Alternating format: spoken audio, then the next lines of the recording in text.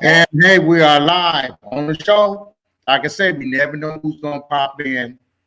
So hey, you show up and you blow up. But all that as soon as we come back. Hey, it's your buddy AJ Williams, the media guy. Come join the Her World Media Revolution every Wednesday at 6 p.m. at Her World Media on Facebook. All news, all sports, all women, all the time.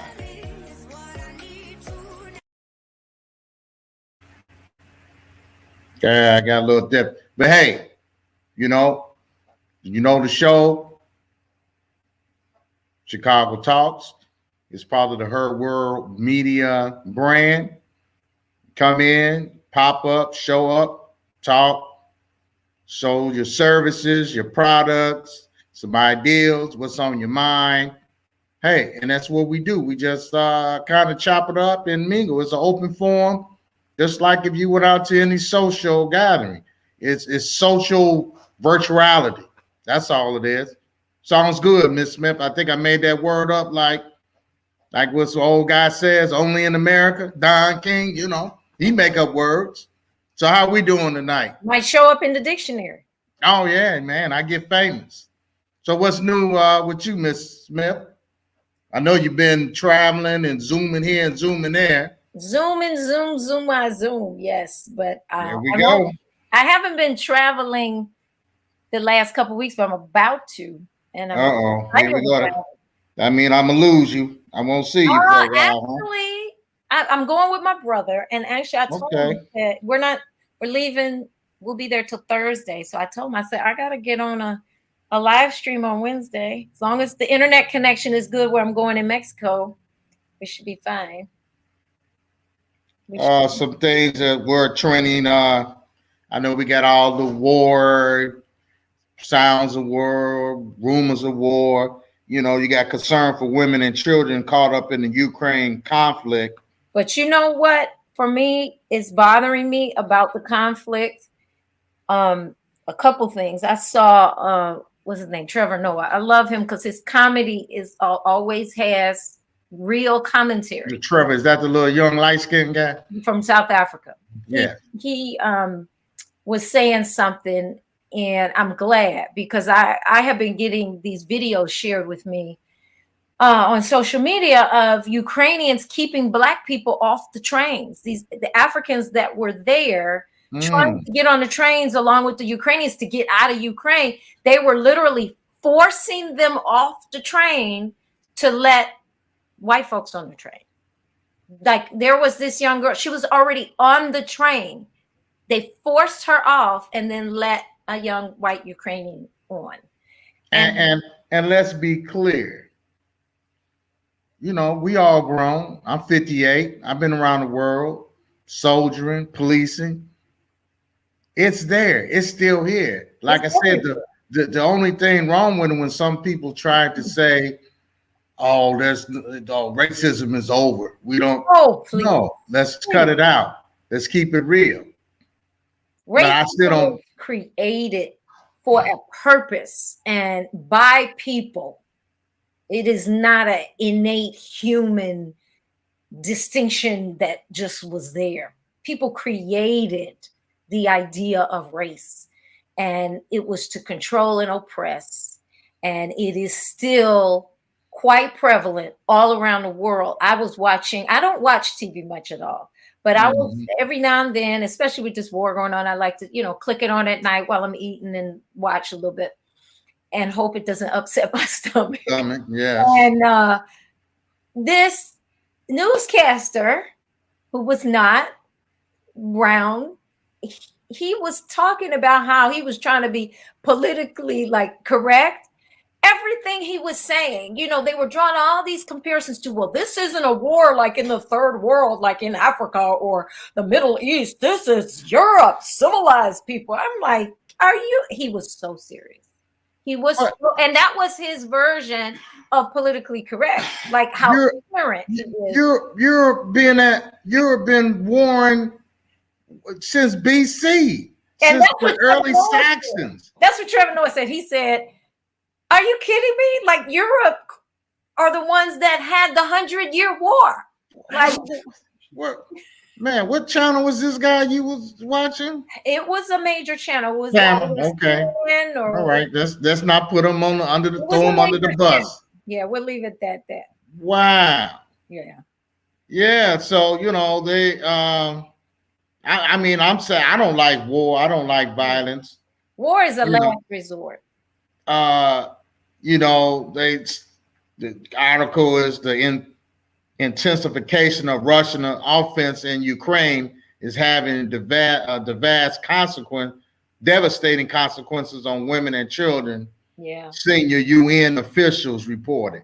Yeah. No crap. Anytime you got war. Yeah. But this is the other piece that I think adds to that is,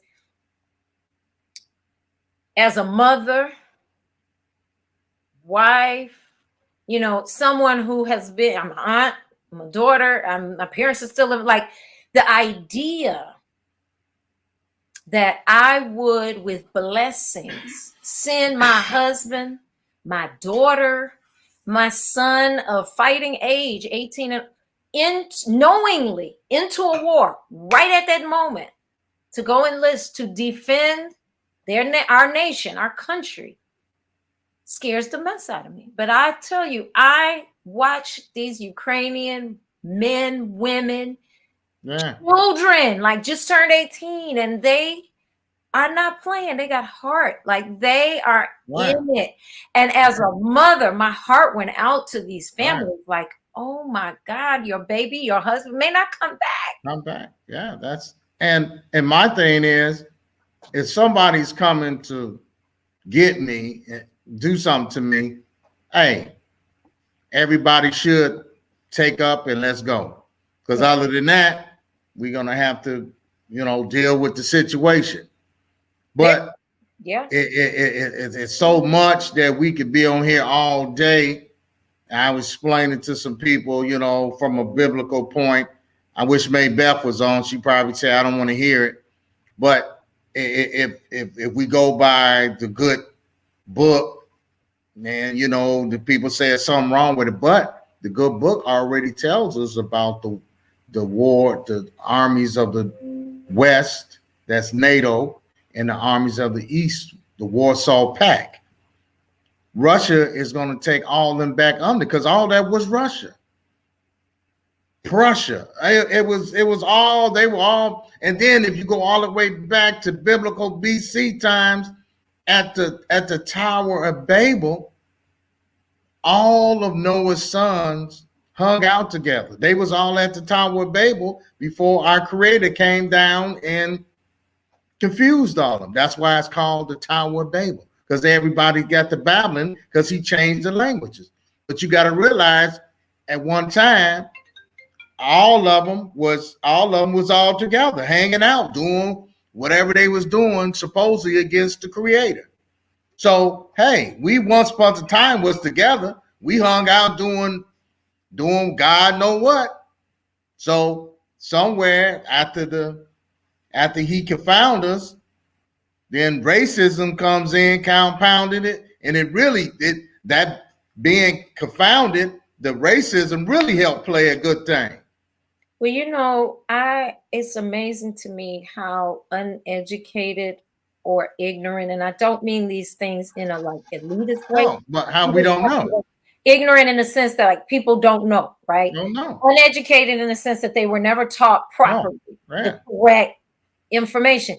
I saw another this really quick video of this young Caucasian teenager at her high school, just adamant for, I think it was maybe a Black History Month or some sort of rally they were having. And she got up on the microphone and made a complete butt fool of herself, saying, we're so grateful for Dr. Martin Luther King, because if it hadn't been for the work he did, the slaves wouldn't have been free. I was like, did she just say that? I had to turn the TV off because I couldn't even listen anymore. I was like, she was relating it to it, but her time span But that's the ignorance I'm talking about. So you have people, you have this racism construct, right? That exists, that was created, that has been proliferated all across the world. And then on top of it, you have miseducation. And now you got people banning books and certain history being told. So, like, I have a cousin. I think I shared this with you. I'm half Sicilian. Now, mind you, that's a whole nother conversation by Hannibal and everything else. Yeah, whole conversation. We touched on that. Right. But one of my cousins, when in the summer, you know, there was all the stuff going on and protesting and the unrest, she sent me a message, and it was very heartfelt. And she really meant, and I know her particular family within my larger Sicilian family, they're the ones that embraced my father the most. So I knew she was coming from a place of sincerity. And she said, Kiela, I just feel like I don't know what to do. How can I help? Right? So I started her from the place of educate yourself and your family, like her immediate family, your children, because she, you know, has a husband and kids. And I suggested some books and some other things. And she got to a point where in our communication over the months, she said, you know, I was raised to believe, as I was raised, I always thought people who acted that way, like white people who acted that way to Black people, were just, excuse me, I'm about to curse y'all. We're just shitty. We're just shitty people. Like, she just thought they were jerks, right? She didn't know. She had no knowledge, education around the history of this country, around the history of the world, really, relative to the creation of racism. And I just thought, wow. And hey, but we try to live. Everybody's trying to live. Some people just ain't got time to study everything what's going on. It ain't our problem right now, so nobody worries about it until it comes back. But that's not what I'm saying. So she's younger than me. I'm closer in age to you than her. Okay, so you say younger. I'm old. I think she's in her mid to late 40s. Kiela, I'm old. I'm probably older than you. Okay, so you can claim that. You are older than me, but you can claim that. I will never. Well, I'm claiming I'm old. You see all this gray? So I'm old. Yeah, you look like they say a woman never tells her age, but I'm closer to 100 than I am to 1. I thought you was 27 and a half, you know. Well, thank you very much. My daughter is 27. But anyway, when I was in college, art school, I went to art school, right? The art history books, and by the way, art history books are just a history of the world, really, just through art. It's the history of everything that ever happened. Is in art history? Like this. It's 2 semesters long. That's how much information it is.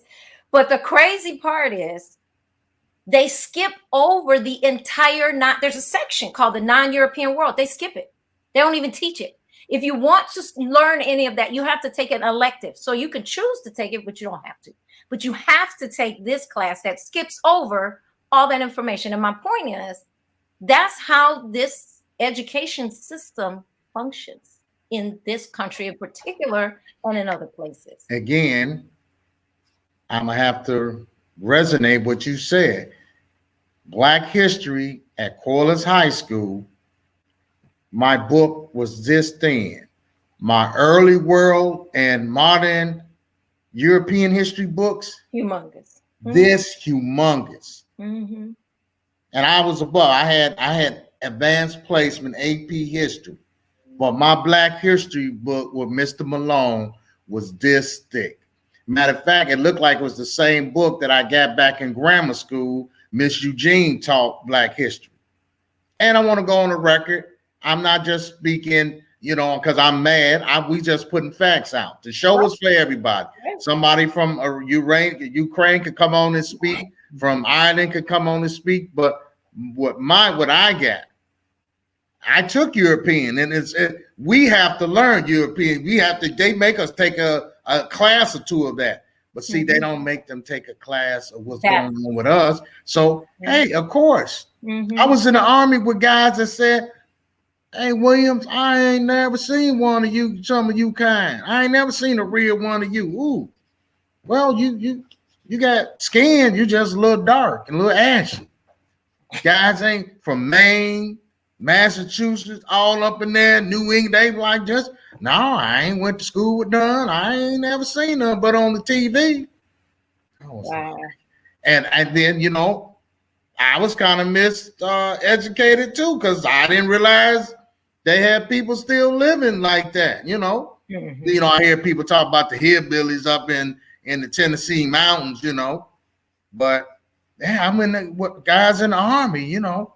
God, you guys really know how to dance. And man, I was like, yeah, well, thank you. Thanks. Jimmy the Greek. Yeah, thank you. And these kind of people go to college, some of them, become judges and lawyers and doctors and things like, there's a book called Medical Apartheid. Is that what it's called? Am I getting it right? Yeah. Medical Apartheid. And I just saw a post recently of these parents, Black parents, that had twin girls. Now, this resonates for me because I have two nieces. They're not twins, but when you look at them, one is blonde and one is not. One is black hair. And their features are such, and this is on the Black side of my family, not the Sicilian side, but their features are such that you could look at the one with black hair, and because of how she looks and her body a little bit, you might think, oh, she could be Black. But the other one, she told me when she was in college, she walked in the Black Student Union meeting because she wanted to be there. And they just all went, like, what is she doing here? And she's like, because I'm Black. And they're like, my point is, you have people out here who are like those folks you were in the military with. Never been around a Black person, probably never seen or been around a Native American person, maybe never seen or been around a Latina, Latinx person, and they're out here making laws.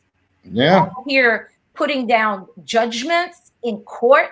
They're making decisions from a frame of reference that is so limited, uninformed, miseducated, uneducated.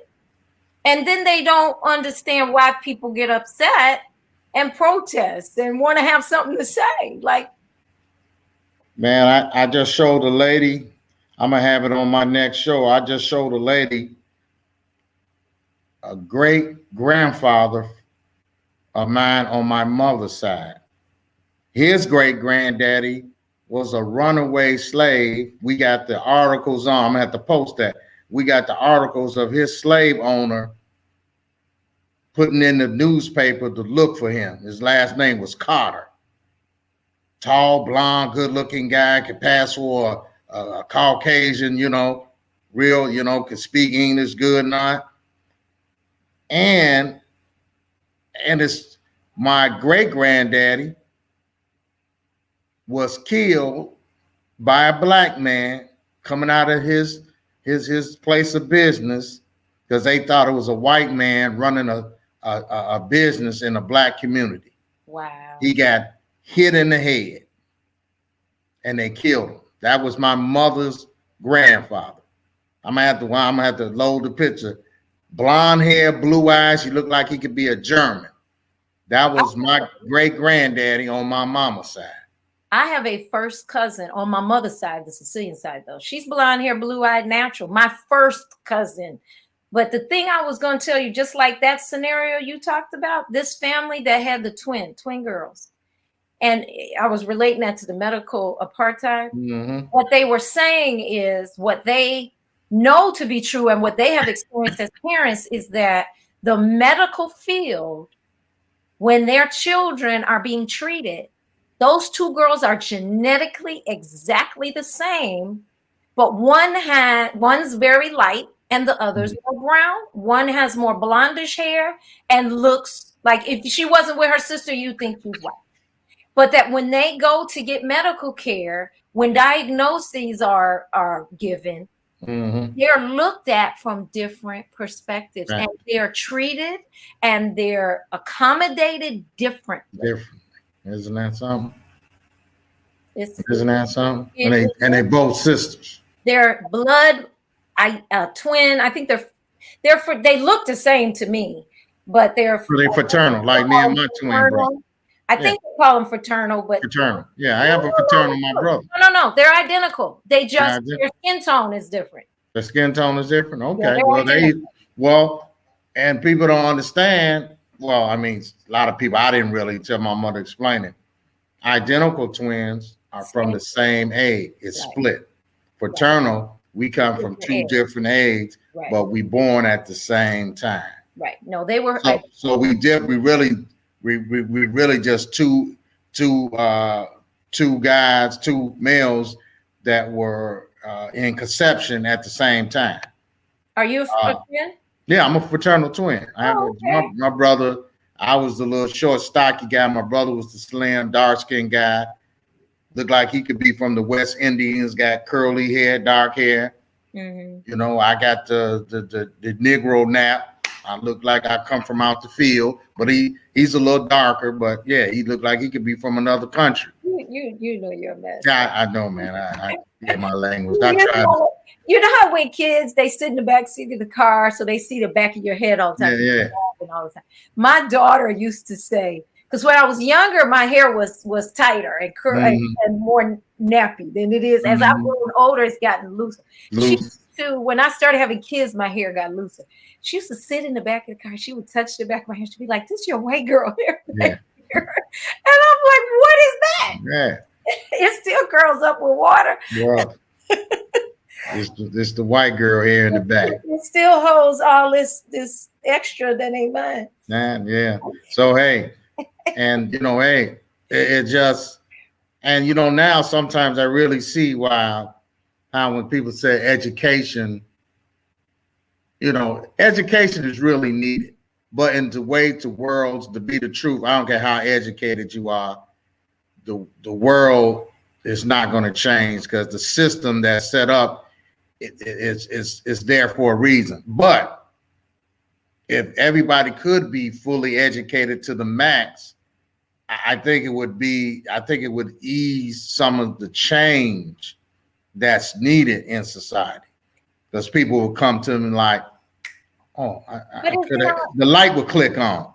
Why am I treating him? He's a human being. If I stab him, it hurts just like if he stabbed me. But that's an education on a level. You're talking about emotional intelligence.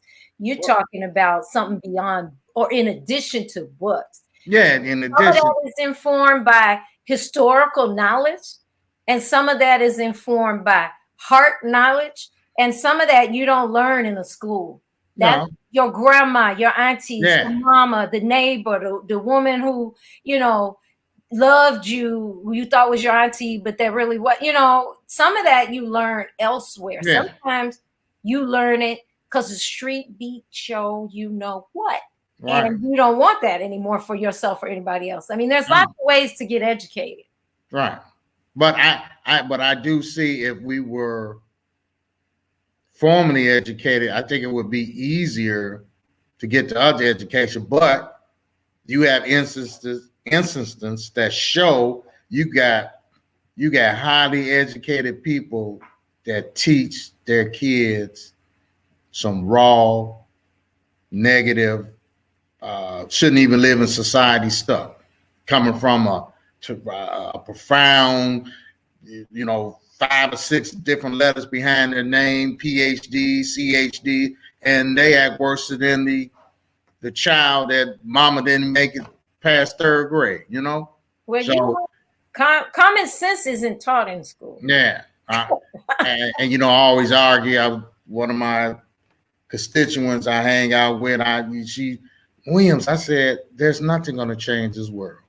I said, all we doing is waiting on the return of the great one.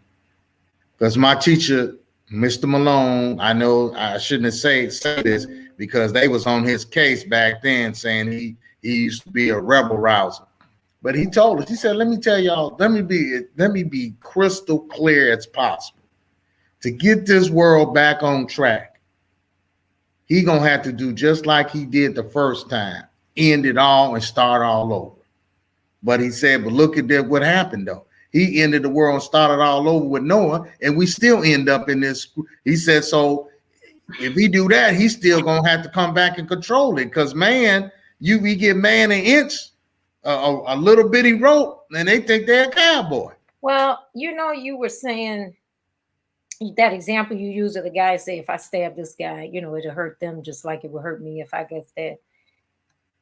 I think there is a certain, how can I put it? I use the term emotional intelligence. Yes, you did. But EQ, I guess you can call it, instead of IQ, like that's all the knowledge and the feelings to understand, like to be compassionate. That takes time, if ever, for some people, and it takes intention, decision, it takes awareness, it takes a lot of things that it takes work. And some people get so grounded in this body, like, okay, I am only this.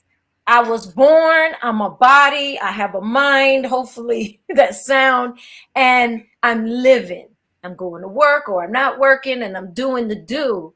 And it's like, where did you forget that you're more than your body? You're more than just this bag of bones that with meat on it, So, and you know what? And I was watching a movie. I saw a movie. She made me forget the title. It's called Something's Ghost, but it's about the Catholic Church back during, I guess, the medieval times. Somebody's ghost. You look it up. But exactly what I was saying. Some of the bishops were in town, and they got this one family's daughter, because she made a reference about a pig. So, when they say that, they thought she was Islam. Oh, you don't like pork? No, she was saying the pig looked it, because they brought a little short baby pig to the table. She went, ugh. They picked that up and said this. So the thing is, they brought her to the dungeon and tortured her for her to say that she wasn't a Christian, because she there. But she was like, I did. My family converted 100 years ago. But anyway, through the movie, the guy's family invite a bishop to the table. They trying to buy her out of there. So the man proposed a question to the guy that got her down. He's part of the guy that got her down there. He says, you gonna tell me if you wasn't tortured, if you was tortured, you wouldn't say you were a monkey's uncle? No, because God would do this, God would do that. So the family, the brothers and the father went huddle in the room while everybody was sitting, and the guest that brought the bishop over there, he was sitting there like, what? That's kind of rude. Why they going there and talk? Well, they came out, had a rope, and they strung him up like they got his daughter down in the dungeon, putting pressure on her, squeezing her arms. And he said, I'm a monkey's uncle. Then they dropped. The guest tried to say, he said, no, man, that's the same thing you doing with my daughter down there in the dungeon, and you holding her there. So if I put the same pressure on there, you would confess to something that you're not. No, because the Lord wouldn't let me. You just said you was a monkey's uncle. and that's how I always thought, yeah, how you not think if you gonna just cut my ear off, it don't hurt me, and we human. We human. I just try to say, man, you cut him. When you cut yourself, don't it hurt? Don't you go? So how you think that's not hurting him when you sawing his ear off? I don't care how much wine and liquor you drink and sitting here laughing.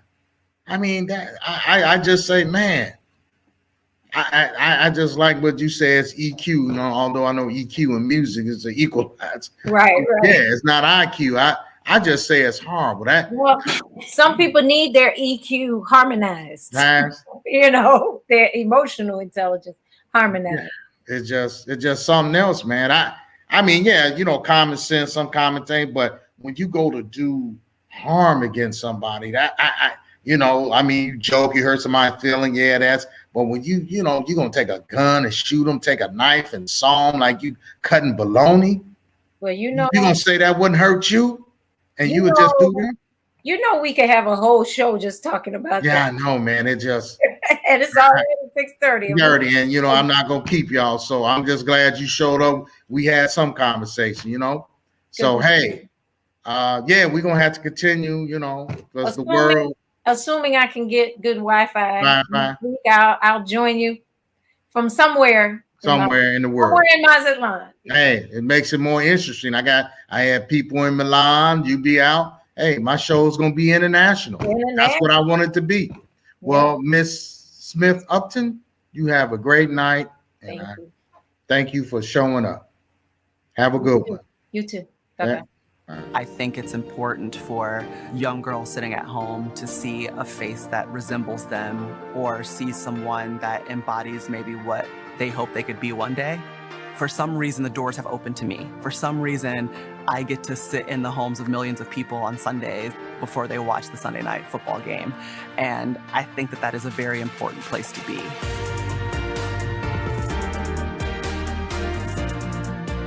My name is Maria Taylor. I work at NBC Sports as...